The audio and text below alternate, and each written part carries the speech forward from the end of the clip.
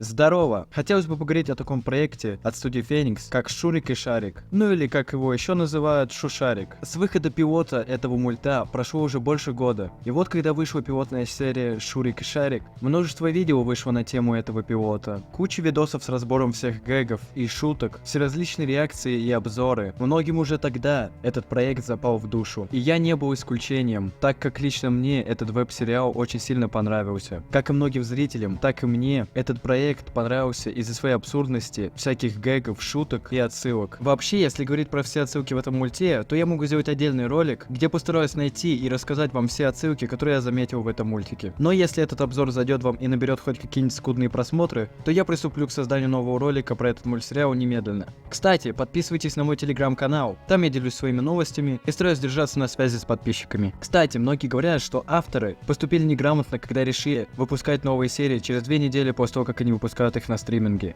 Ведь они попросту теряют деньги, так как люди зачастую любят халяву, и подождать лишние 2 недели для них будет не проблема. Ну и в принципе с этим мнением я согласен. Ведь как я уже говорил, этот проект мне понравился. А если есть риск того, что его не продолжат на следующий сезон именно из-за этой проблемы, меня очень расстраивает. Этот мультфильм рофлит не только сам над собой, так еще и над зрителями. Что уж тут говорить, если серия с названием «Филлер» имеет в себе больше сюжета, чем любая другая серия. Кстати, говоря про сюжет, в этом мульте его попросту нету, и этим самым он тоже меня цепляет, ведь этот мультфильм является так называемым фастфудом для нашего мозга, где ты можешь спокойно включить серию, посмотреть ее, не напрягаясь, кайфануть и посмеяться с каких-то гэгов там или типа того. Я являюсь не сильным фанатом студии Phoenix, ведь из всех их проектов я видел только Дух моей общаги и Шурик и Шарик. И хотя за 5 серий всякие гэги уже приедаются, а некоторым вообще надоедают, я же этот мультсериал смотрю с особым кайфом, просто откинувшись на кровати и ни о чем не думая. Говоря про характер персонажей, больше всех мне запал Платон, который всегда такой на чиле, на расслабоне, да и он может выдать какую-нибудь бредовую шутку, которая настолько убогая, что это даже смешно.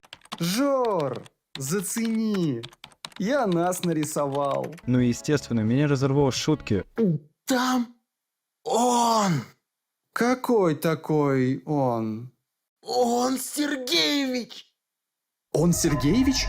Но кажется, больше всех я похож на Жору, и чаще всего это проявляется в те моменты, когда я начинаю на что-то копить. Ну а вот чем он зацепил лично вас, можете написать в комментариях. Ну или обсудить, что вам понравилось или не понравилось в моем мнении об этом проекте. А также заходите в мой телеграм-канал, а то там какое-то уж скудное количество людей. Не забывайте подписываться на канал, а я погнал.